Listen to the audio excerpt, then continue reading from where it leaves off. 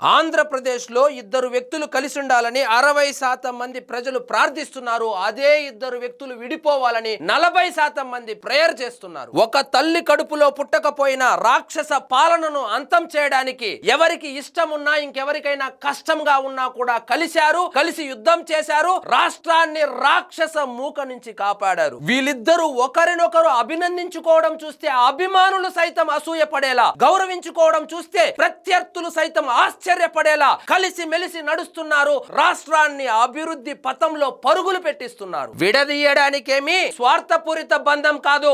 5 కోట్ల మంది భవిష్యత్తు కోసం ఏర్పడిన విడదీయరాని బంధం. ఈ బంధం చాలా బలమైంది. ఒకడు అగ్ని, మరొకడు వాయువై 2024లో ప్రత్యర్థులను దహించి రాష్ట్రం నుంచి తరిమి కొట్టారు. రాసి పెట్టుకోండి, 2029లో కూడా ఈ కలయిక రిపీట్ అవుతుంది.